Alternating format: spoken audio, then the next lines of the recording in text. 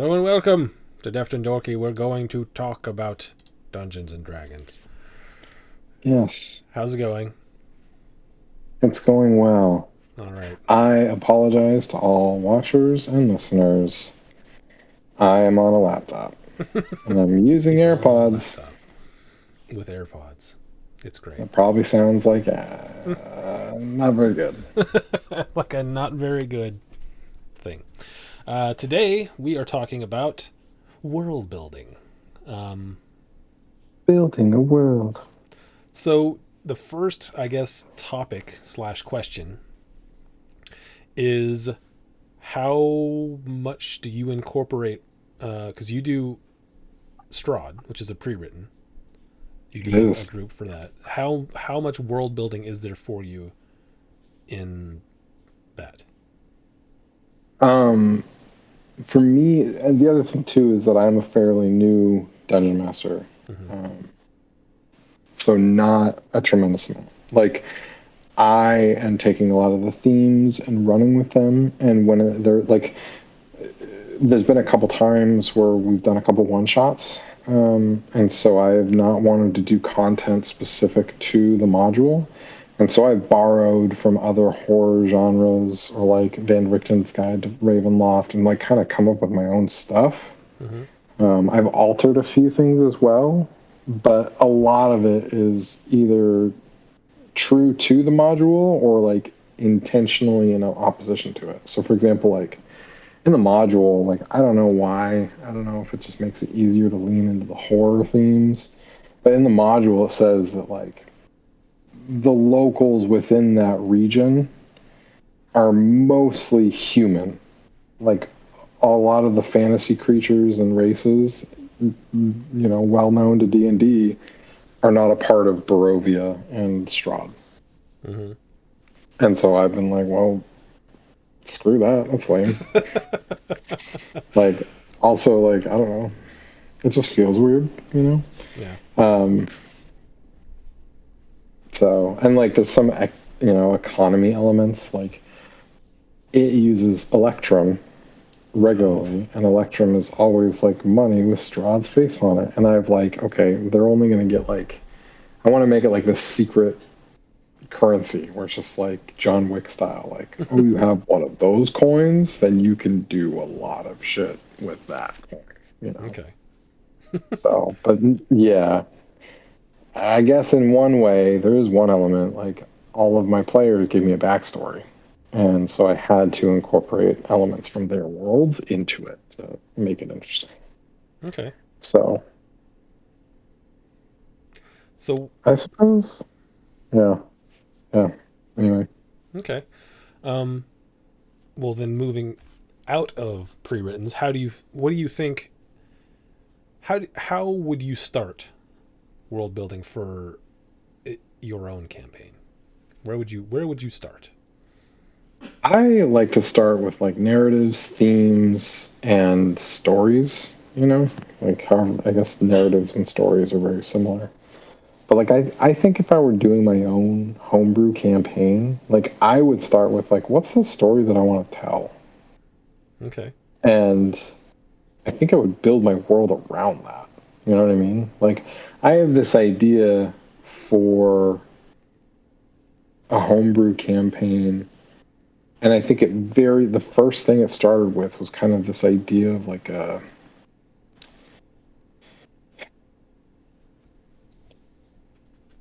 dying land, Mm-hmm. and its continued survival hinges upon a very specific race of individuals.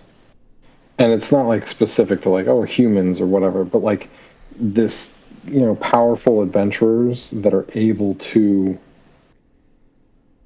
like I like the idea of messing with the D&D mechanics narratively. So like powerful adventurers that after a battle are able to recover all of their wounds after 1 8-hour rest. You know, Mm-hmm. Yeah. or I like the idea of, and so like a lot of these themes have to do with like narrative mechanics that are kind of interesting, or also like the idea of death and resurrection.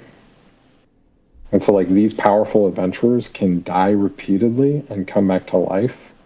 And if there's a cost associated with that, I don't know.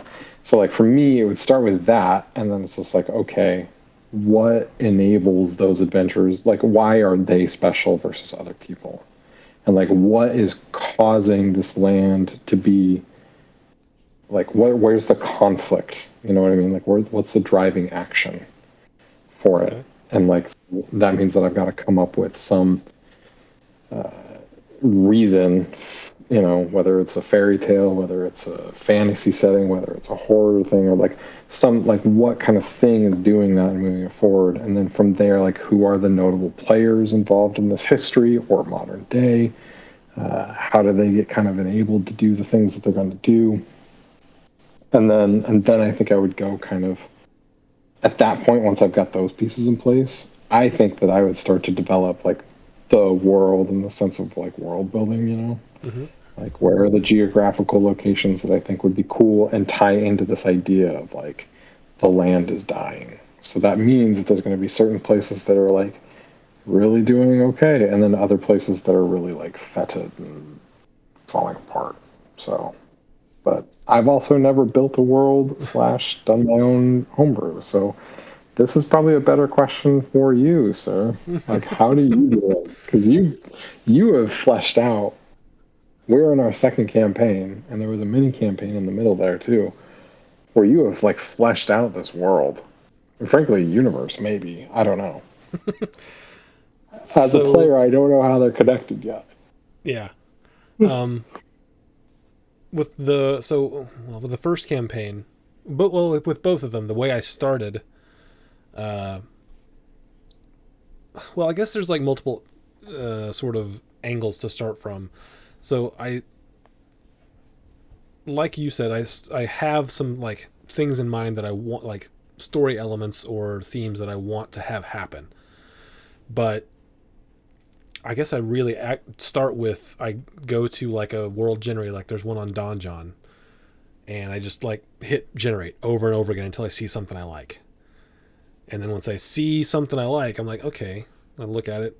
All right. And I go ahead and save it, start like mapping out where things are, and then sort of let the geography tell me where certain things are going to be based on, oh, well, there's a river right here that goes to a mouth of a lake. There's probably, you know, that's likely there would be a settlement there of some kind because there's fresh water. Mm-hmm. So I'll put a settlement there, and then I, you know, up the river, that they might use this river for, you know, for moving goods up and down the river. Put a settlement there, and I tend to use the geography a lot, for where I want people to be gathered. Mm-hmm. The thing that I learned from the first campaign is that I think my world was way too small in the first campaign.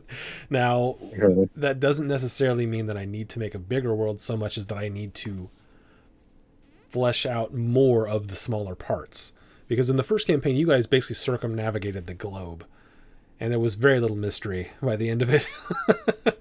But in the second campaign, really, you guys have only seen like a half of one continent. Right.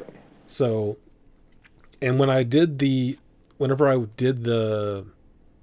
map for my map that I could reference for the campaign we're in right now, I did the generation, and then what I did was like I got one that I sort of liked, but I couldn't find exactly what I was looking for, which was I wanted there to be two like completely separate continents, because in the first one, Mm-hmm. every time it would generate one, it was just one big landmass that went all the way around the world. I didn't want to do that again. Right.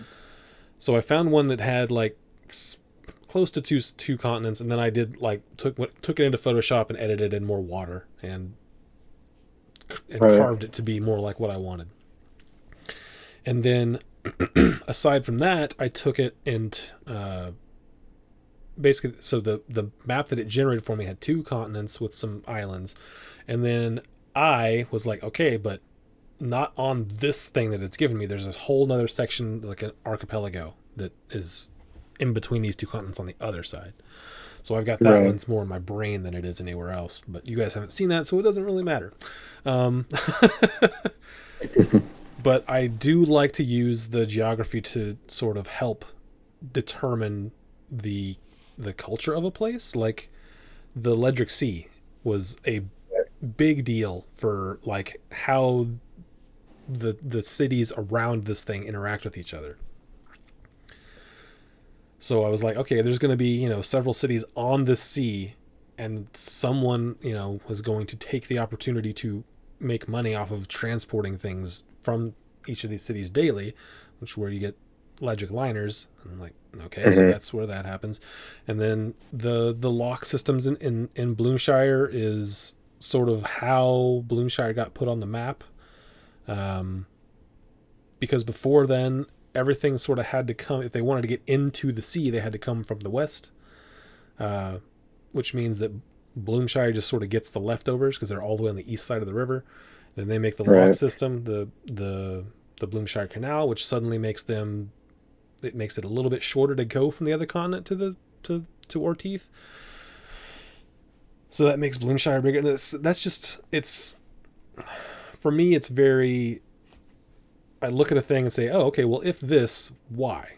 And then that takes me back, like, okay, well, if that, then why? And then I go back, try to go back and back as either as far as I can or till I reach an opinion, something that isn't a fact. And like, oh, Right. okay, well, that's just because they wanted it. Yeah. Um, that's how I kind of go about doing the physical world, and then kind of I touched on it a bit. The sort of themes of the story that I want to make are they're pretty loose, I guess. Right. Because I knew for this campaign I wanted to. It was more of the if this then why. If magic exists, is it common? If so, is there something that sort of tries to regulate it? If so, what is that organization like? Yeah. So, and thinking about it, I was like, well, if magic was common, surely someone with enough power would be like, hey, we gotta get a handle on this before it gets out of hand. And I sort of made a war that was the reason for the Aegis to exist, because it was like magic almost ended the world kind of Right. thing. And they're like, okay, we gotta do something. So that was one of the themes of the campaign that I wanted to touch on. Was basically like what happens when the fantastical becomes bureaucratic. Right. I mean, like, I'll say this, like, I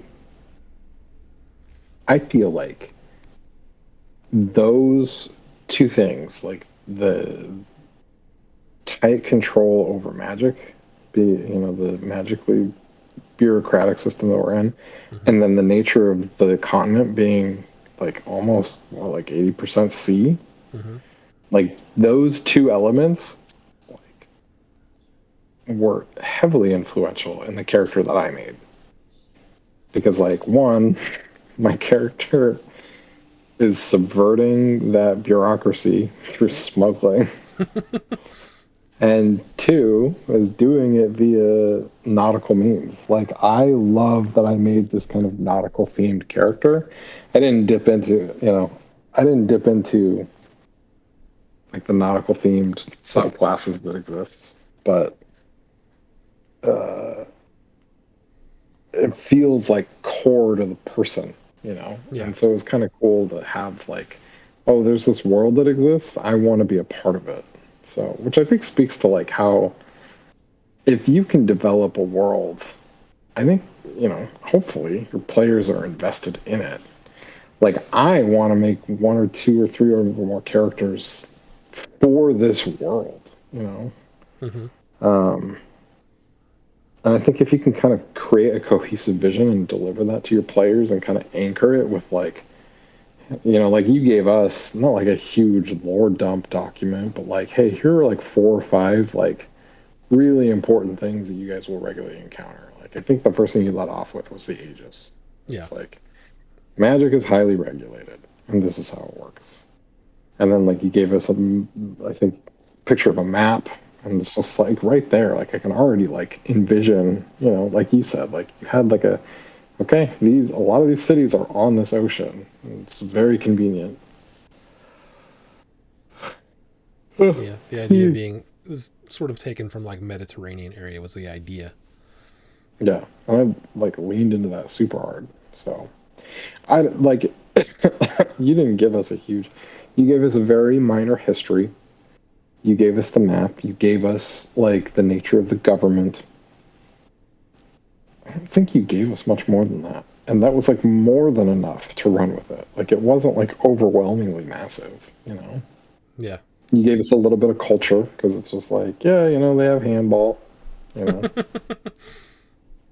So, like we're not doing it obviously, but there's a part of me that's just like, let's leave Ortiz. Like we can just go through the lock system and like check out the rest of the freaking like globe. But that is interesting. I mean, like it also speaks to the nature of how you can tell your stories in whatever scale you want. Like our past campaign, this campaign, two very different scales, but like it doesn't really matter that much. Yeah. You know, we're not traveling the world, Yeah. but we are definitely living in a really cool world. So Yeah. And that was I kind of wanted to narrow the scale of the world in this campaign because I felt like I was getting too many points of view in the other one. Like it was hard for me to convey the what distinguishes each place from each other in the other one because it was too big for me, especially for a first time. Like I spent the most time on two places, and that was I don't even remember the name of the city now, but the city that blew up. I don't think you were even there for. I don't think you experienced it before it got nuked. But it was like the socialist city where you could go and you could eat and stuff for free. And then the Twin Cities. The Twin Cities I spent a fair amount of time fleshing out with the ship lift. And those were more rewarding for me, especially the Twin Cities. I really liked the Twin Cities of Riverton and Ratcheton, just because they were more real in my mind because I had thought about them more. Because it's like, okay, this is like the richer city, and you have to cross the dam to get to the other side. And so I wanted to kind of pare that down so that I could try to have a more cohesive feel to things without feeling fake. Like, because if everything feels cohesive over the world, then it feels not real. So I was like, well, maybe if this campaign, we're just going to focus on two big empires. That way, anything within those is going to be fairly similar. It's not going to be hugely different. And then I'm still working on my ability to flesh out cities. I feel like I could do more there, but I tried to do a little bit with just like the color of the docks districts or of each city on the Ledric Sea has a different color, so that they can sort of feel a sense of distinguishment from the others. And then I think the in a certain way the handball tournament helped me do that as well, just because I got to I could mention these other cities, that way they're in you guys' brains. They exist. But yeah, they exist, but you haven't been there. But like, no. For if we do next campaign and it's on the other continent, Briofta, then you're going to go to some of these cities and you're like, I think I've heard of, like, as a player, you're going to be like, I think I've heard about this. And we're like, yeah, they have a handball team. Yeah. Yeah, it was kind of, I mean, the colors, the handball thing, the rivalries that exist between those cities. But also like the magic shops and like the specialities, you know, like you created it so that certain things would be cheaper and elsewhere, you know, or certain schools of magic would be cheaper in certain cities. Like I thought that was kind of cool. Yeah, that So, is a little bit of a spoiler for if slash when we do it next campaign. Um, the Aegis has a much tighter hold in Ortith than it does in Briofta. hmm,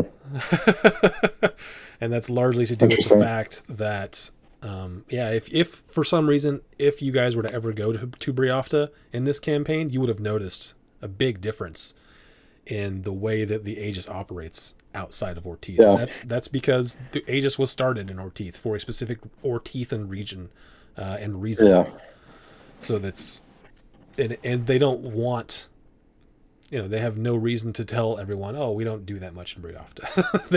right, they don't want anyone to know that, so yeah. it was never brought up, but it's a thing. It's kind of interesting. Like I feel like I go back to my AP World History class a little bit. Like when you're building a world, gosh, what was the acronym? Can't remember what it was, but it was this acronym when it was just like my teacher was like, whenever you look at this thing in history, I want you to consider these elements, and it's like the government, the economy, um, gosh, what were some of it? Cultural elements, yada yada. It's like Mm-hmm. it was five different pillars that you could look at this moment in history in and kind of get a feel for how things were, or why they happened, or whatever. Mm-hmm. And I feel like you could do the same when you're building your world too. Like, and that's Yeah, something I think that you absolutely. did really well. So, That's that's one of the things that, like, I I have to watch myself because, like, I don't want to get too into it because then it starts to be it's harder to hold in my brain, obviously. But yeah, yeah, because building it, I was like, okay, well, you know, certain towns are going to do certain stuff economically, and then like you have to stop myself before I get too deep before I get into, like, well, what about tariffs and tax rates? Like, oh, that's too far. yeah, that's too much. But it is kind of, it speaks to how like in depth it can go, which is cool. But also like I know this for a fact that if I ever did like my own homebrew campaign was world building, I would probably start. I mentioned starting with those narratives and stuff like that, but like when Hmm. it came to actually physically developing the geographical world and stuff, I would probably start small and build up. Like, okay, players are probably going to start somewhere on this like potential narrative story. This is going to be like the first village they're in and region, and then flesh out from there. Yeah, Because I kind of that's. see it in my mind as being easier to do that, especially because I wouldn't feel like, oh, the pressure to do it all from the get go, you know? Hmm. So, Yeah, I mean that was something that I heavily considered, but in the end I was like, I want to know if I can drop hints that may never come up because they're yeah, from elsewhere. That's right. just I wanted to know those things. But yeah, like, I mean, we talk about it all the time. Critical Role started their home game. Matt just made up a little village, and it's Hmm. expanded to Exandria as they played. As So I know it. yeah, Yeah. that's, I I mean, just, that's a perfectly valid way to do it. It's just yeah, for me, I want to know more so that when my players are asking questions about, well, what's, is are there trade routes that come through here, or anything that might come up, I want to at least know what's around. The more I can store in my brain at the same time, the better, so I can be like, yes, this would make sense to go through here. That's it. And then if I sometimes I have to make stuff up on the spot because I didn't think of some weird random question that gets asked, right? But right. I can then, if I at least know the what's around, I can have reasons why things would be the way they are. Yeah, definitely. Yeah, it is kind of odd. And like, because there's kind of an element of like, world building is that like jump from like the story that you want to tell to like allowing your players to tell a different one. You know what I mean? Because Yeah. like it keeps, I think it really is like the difference between like, okay, this like very preset video game or movie or book experience to like, well, I kind of made this world and you can therefore go and do whatever you want in this sandbox playground. Like, like I'll share this. Like I have started recently using a new campaign management tool called Kinka, and I've loved it because it has pivoted me away from doing like Word documents that are Mhm. kind of very linear. Like I found that I was getting too often trapped in like the top of the page comes before the middle of the page, and that comes before the end of the page, and therefore my players must do this, this, and then and then this in that order. And Kanko allows me to kind of bounce around so much more. Like I think world building does the same. Like honestly, if it were me, like what I would love is just to have a giant A map of my game, and whenever I touch this part of it, I get all of the information about that area. And it's like, oh, sweet, yeah. So if you go there, then these things are likely to happen. And I think Yeah. if you're able to successfully world build, you're able to have that experience rather than like, well, you went to New York and then you went to Florida, and these things happen because I said that's the narrative. So, Yeah, and I mean, that's part of being a DM is sort of to pull back the curtain a bit, is to have things happen in a reasonable manner, uh-huh. but to give players a reason to do them in a certain order so that it goes better. Not that they can't do them out of order, but that Mhm. things may still happen without them and may change the outcomes of the things that they choose to do if they're not doing them in the order that you set them up in. It's very complicated Yeah, like one for thing. one person to keep track of. Yeah, absolutely. Like one thing that I heard that I really like and try to stick to is like when you're creating your world, don't create um, like an overarching story, but rather create ongoing experiences that can be influenced. You know what I mean? Like, Yeah. does that make sense? Like, Yeah. hey, like you don't know the outcome of what's going to happen to there. Like, let your players decide that. But you can give them like, by the way, this economy is in shambles. People are starving. Like what is going to happen when they attempt to overthrow the government? Like, you guys get to choose, not like this group of people overthrew this super awful fascist government. Yay, you were a part of it. You know what I mean? Like, your players, like, it's funny. I am working on this pre-written module, and it will say like, if your players do this, and I'm like, whoa, geez, I didn't even think that they would go that dark or like think about that potential option. You know what I mean? So in one way, it's nice to work with the module because it does like flesh out elements of your world that I never thought might exist. But Mhm. Yeah, and like, so okay, talking about sort of like the order of things because it has to do with like essentially traveling, moving through a virtual space of the world. Mhm. Last on the in the first campaign, I had events that were happening, whether you guys were there or not. Right. And then as you like move through the world, there are different, potential places that you will learn about these things that are happening elsewhere, and then you can decide if you want it to do anything about those or let them continue to build.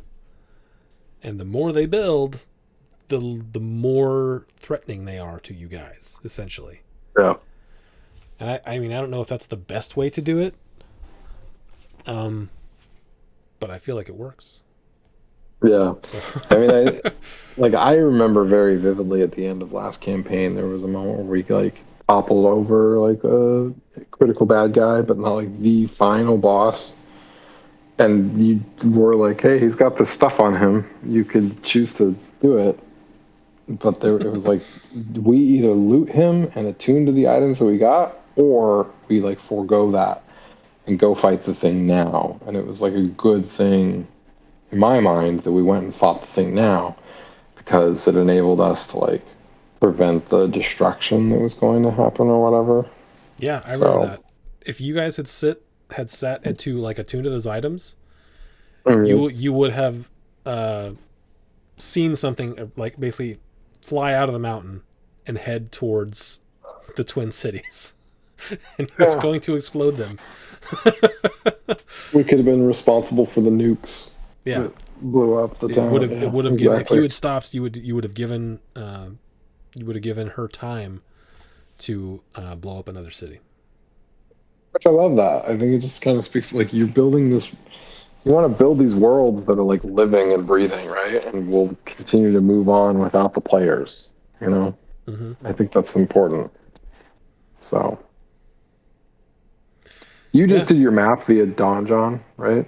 yeah.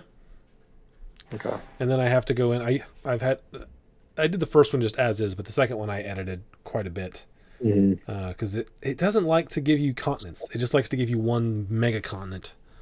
And I One big don't. swath of land. Yeah, I didn't want to do that.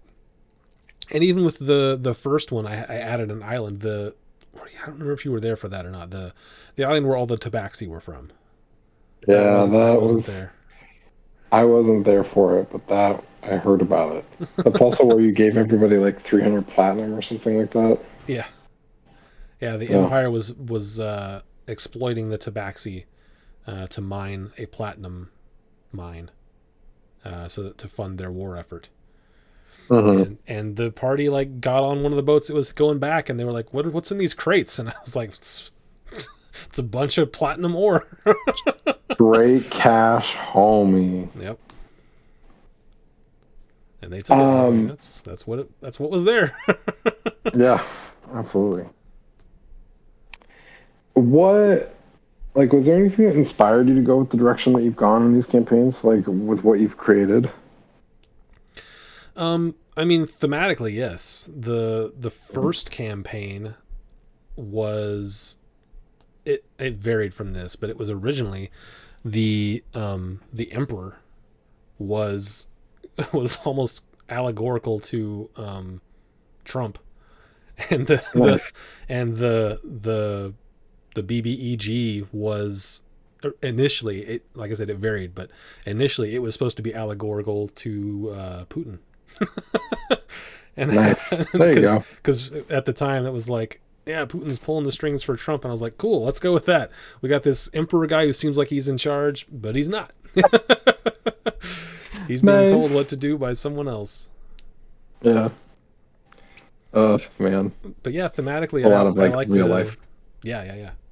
I take stuff from that's just happened, and it's sometimes easier to do that because there it is a lot of tends to be a lot of documentation of like what was happening in the world at these times to make people feel a certain way, and you can sort Yeah. of pull on those threads to make it seem more real. Yeah.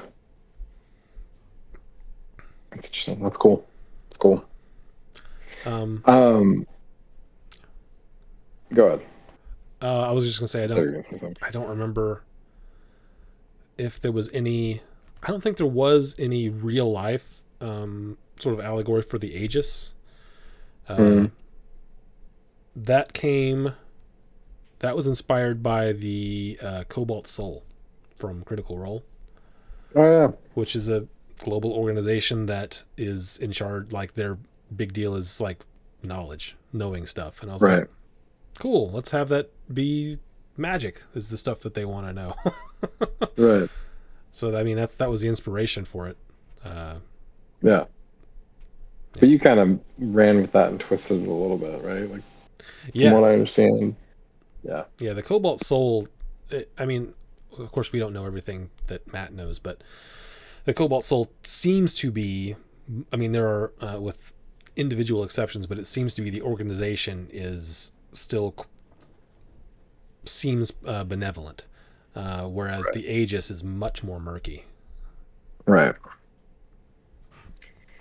How like how much do you incorporate your players' backstories, or like you built this world and then somebody like me comes along and is like, yeah, this is what I want to do. Like how do you Uh, deal with you're like did you incorporate a lot of our stuff, or was it like, hey, I will conveniently place you this pin on over here or whatever?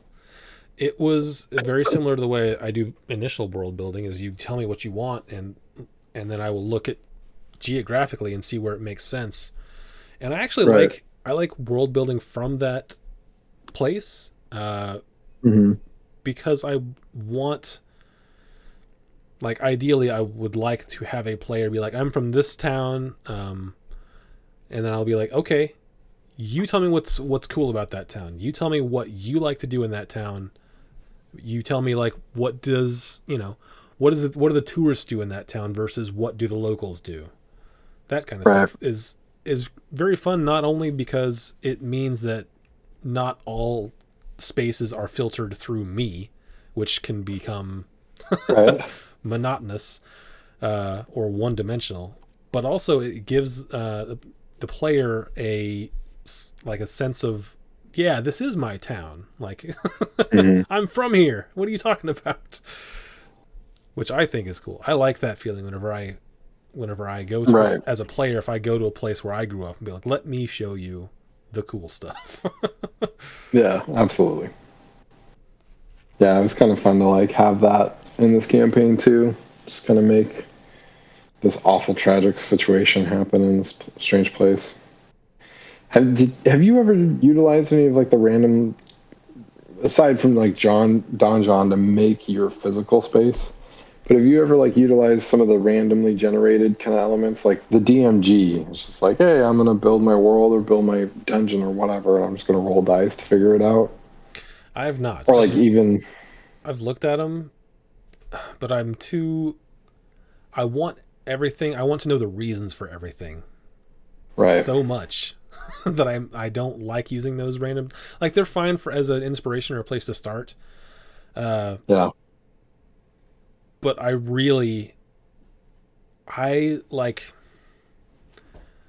like to have reasons for everything. It's like, I was talking to my wife about this like a few days ago. I was like, it's really difficult for me to lie.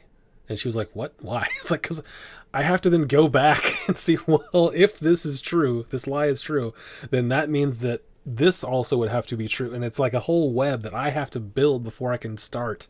right, So when I'm making a world, I have to know, like, okay, if this thing happened here, why did it happen here and not somewhere else? Okay, well, right, because maybe this is the reason why. And then, okay, well, why is that the way it is? And I for me, I like to know the reasons for all the things that happen in my world, so that if a player wants to know, I have something to answer it with. right. Yeah, I I was thinking about that, and I was also thinking like there are people that will like they're kind of. Have you seen those things where people will like roll a bunch of dice and then trace the dice to make their like maps or whatever? I've not seen And that. yeah, like you take a massive piece of paper and then you just kind of throw down like 20 D4s or whatever, and you can kind of like follow along and trace like, okay, Like, connect the you dot can style. either, yeah, exactly, very much that, and like make their world that way. And it's kind of interesting because like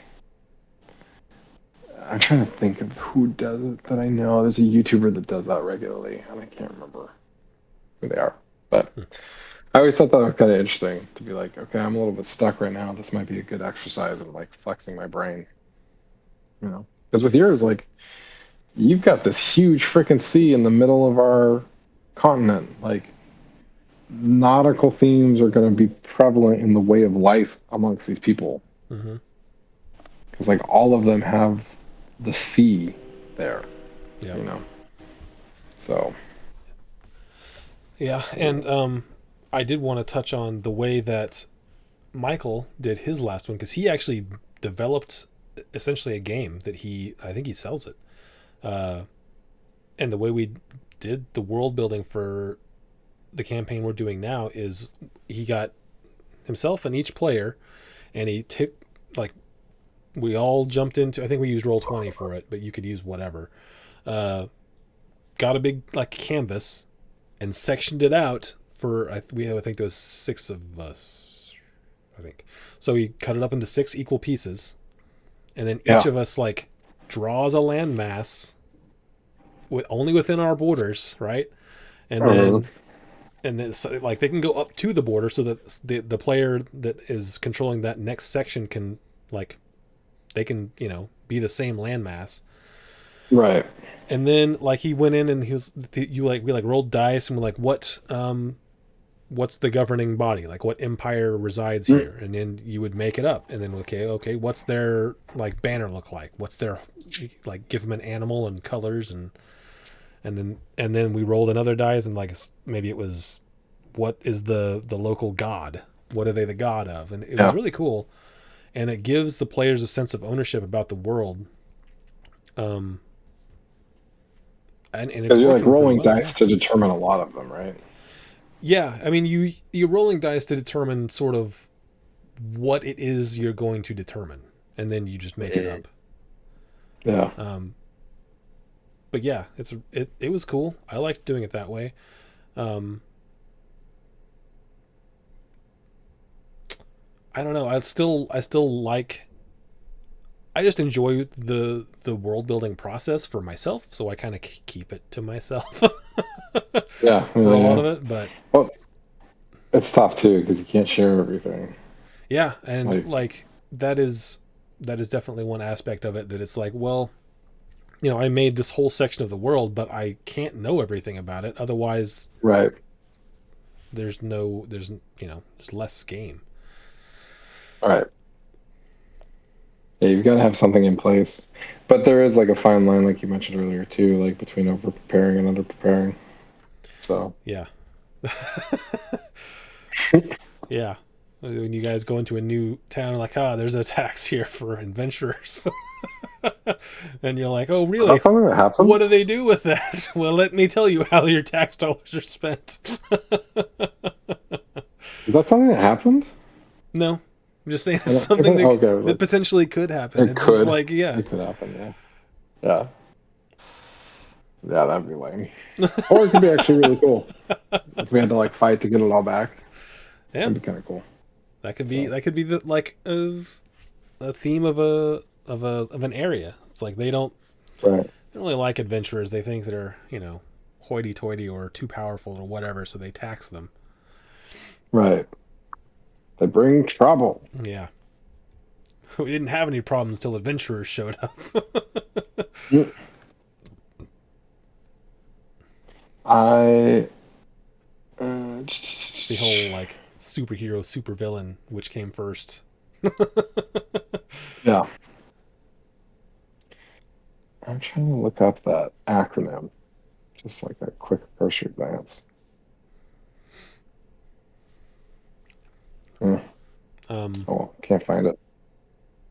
Another like aspect of Oh, world building, which is tough for me, is knowing what all the different governments of the world are doing, and that's sometimes a very cool part of it. But it's like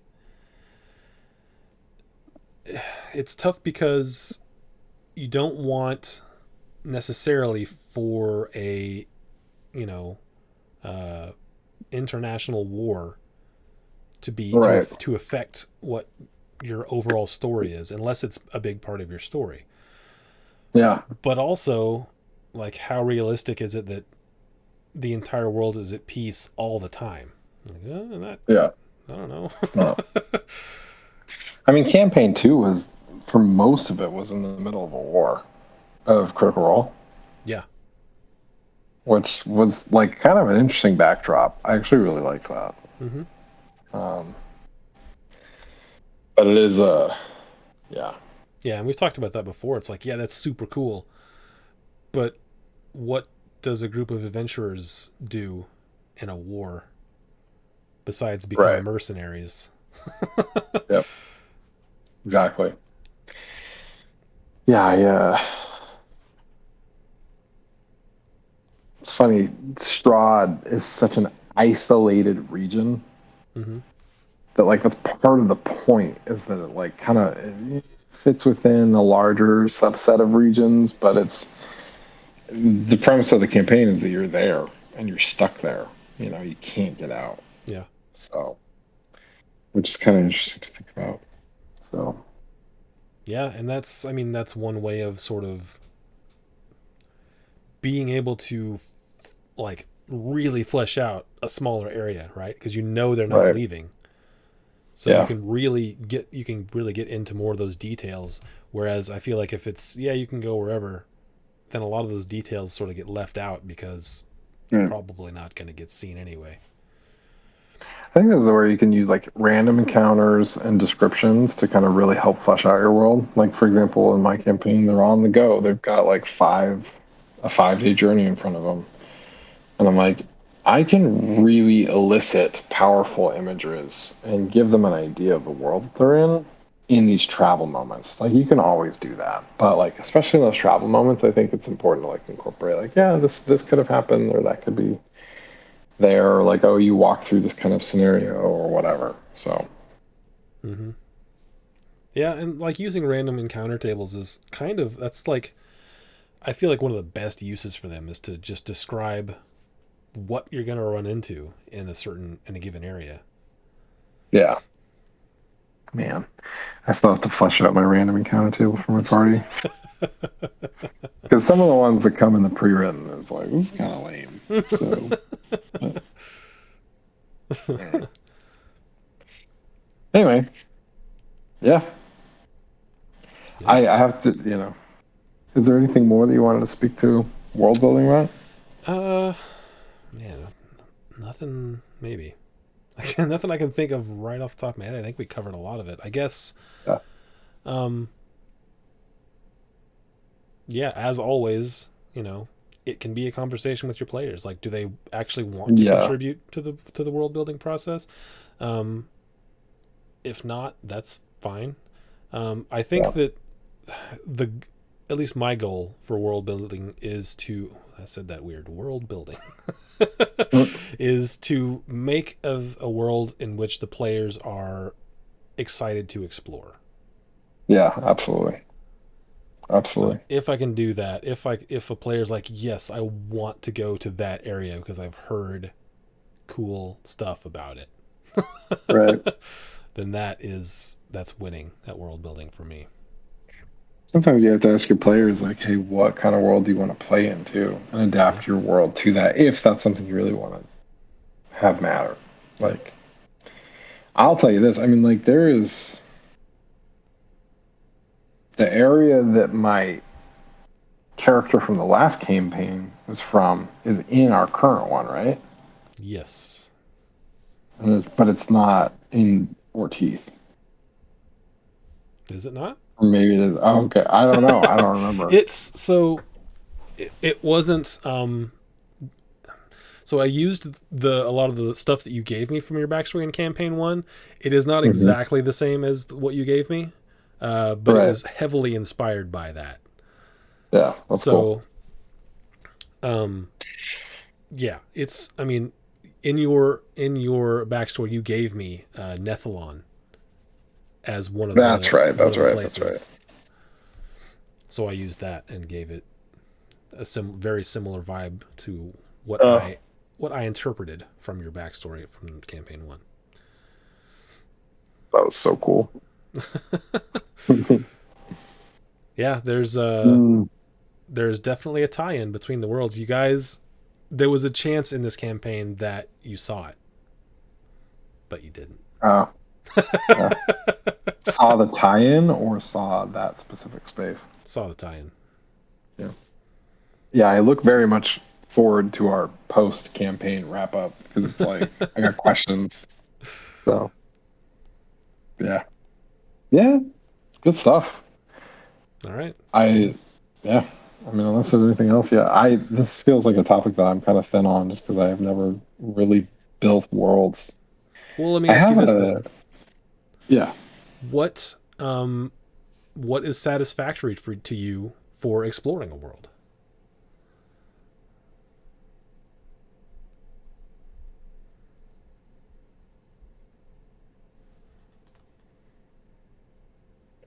Like I'll say this, like I like the world you put together, and the things that I like the most about it are like the government, like the political scene, the I mean, it's almost like the entirety of both of these campaigns revolve around these artifacts that have existed. and it's like you think about like Legend of Zelda for a minute. Like Hmm. they have like what 20 something games out in the series, Yeah. and all of them there's a Warrior of Light, there's some form of Ganon or Ganondorf, and there's a princess with some kick-a magical powers. Like that's throughout all of them, and it's like repeatedly cool to see how those things get brought out as a trope. You know, Yeah. so I don't know. It's a good question. You know, I play this game for narratives and storylines. And so for me, I like that when it's connected to it. I also like knowing that like I have a tiny piece of it. You know, like my character in this one, Jace, has like a place he's from that I kind of made and envisioned in my head. And it's Hmm. like that's cool that Isaac like kind of put that spot in to the campaign somewhere. You know, so um, yeah. Okay. Let me ask you another question. Do you have, I guess, do you have a, like an in your, like a mind's eye view of certain places in the world? Like if, whenever you, if there, is there any place where you go and you like in your head have a specific way that you think it looks? In your campaign? Yeah. Yeah, several. I mean, like Lowbrook, where I was from, um, the ports that you've created, like those are super salient in my mind. Even this like forest that we're kind of trudging through right now towards the sinkhole, like I have Hmm. a very we play it virtually too, so we're benefited by things like Tailspire and whatnot that can Yeah. be incredibly detailed and beautiful. So, but yes, I definitely do. So, Okay. Um, is there any, okay, is there any place that you like, I guess, more than others that you would like hang out? mm, like the mansion was pretty dope. Invia's mansion. Okay. The other thing too is that we have spent like you have a campaign that is like 75% water, Hmm. and we have spent such little time on the water. Like that episode of the pirates and stuff like that was really cool in my opinion. I mean, mostly because we ripped them off of a ship. So, but yeah, Yeah. When I first put together the thing, I was like, "There's got to be pirates or something here," and then I was like, I got why would there have to be pirates here? And then I was yeah, like, well, because it's all water. I was like, but this is like, there's lots of big cities here who would not like pirates. yeah, So what wouldn't they be doing stuff to get rid of these pirates? And I was like, yeah, they probably would. And then I was like, okay, so are there going to be any pirates? And I was like, I want there to be pirates. And I was like, okay, well, how are they Tom always surviving? finds a way, Isaac. So yeah, I went back and forth on that, and eventually came to the, well, maybe they've been dormant for a while, so no one's really looking for them. Okay, why are they Right. dormant for a while? Yeah, it's kind of cool. It's funny how the sequence just kind of runs. Yeah, uh, yeah, and I think I asked you about the place in your head, but I think for me, sort of the place that has the clearest picture in my head is Norden, where mm, the werewolves are. yes. And for me, it's just because that's I like, in my head, it's very similar to like where I lived in Lake Tahoe. Oh, there's that's cool. lots of woods, and there is a lake not too far away from it. Right. And it's like chilly but dry. So it's like Right. crisp outside. It's, Yeah. yeah, that's awesome. And that's something I'm It's still cool. trying to get better at too, is like describe, I want to try to start, when I describe a place, like, how does it feel? How does it smell? Obviously, how does it look?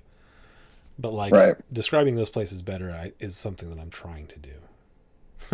Well, and I think that there's also like there's this like balance, right, between like like I'm experiencing this in the pre-written. Like there's these pre-written blocks of text, and some of the writing is really exceptional. I'm like, this is interesting. Like this pulls me in as I'm reading it. Mm-hmm. But like reading some things out loud to your players, especially if a lot of it is superfluous, like, hey, you're not actually, you're in a room and you're looking at all these things, and like the trap door is revealed by pushing on the piano key, but I've also described like 13 other things in the room to you, Mm-hmm. all of which as a player you might be like, well, hey, that sounds interesting, I'll go check that out. And it's like, it's just a chair. You know what I mean? Like, It's just a chair. yeah. It's got to be something with this chair. He described it for like a minute. Out of my years of torture and awfulness, does this remind me of anything? A chair. Yeah. But you know, Exactly. like there's times where it's like I've done that, and like I've had my players be like, "Oh, I want to look at that," and I'm like, that's not anything." But I can see why you would want to do that because I listed it in the list of 7 things. So Yeah. there's like a sweet balance you got to hit between like, okay, I want to touch on the 5 senses. They see, they smell, they can touch this if they wanted to, or they feel this underneath their feet, yada yada yada. But not so much so that they're just like, okay, like the scent of the air is slightly acrid with like a light pH imbalance because of the water there. Yeah. So, Yeah, and like I try to leave room for like the quantum essence of it. Like, oh well, maybe they do find something if they look there, but like sometimes there's not something there on purpose, and you can't like, no, right. there's nothing there. Exactly. Good stuff. Yeah. Anyway, Build, there you go. build your worlds, people. World building. It's fun. Enjoy it, please. Yeah, It's absolutely. part of the game too. Have fun with it. Yeah. Tell stories. Yelp. Like there's so many stories that are told by just the geography alone. So yeah. Or the history or the society or the culture or the government. Yeah, I should mention the graveyard that you guys came up in, Tagusa. Yeah. That's totally just a world building element. There's nothing else that really goes with that. But there you go. Right. Anyway, have fun world building. Thanks for chatting with me. Thanks everyone for watching. Yeah. We'll see you next time. Bye. See you next time. Bye.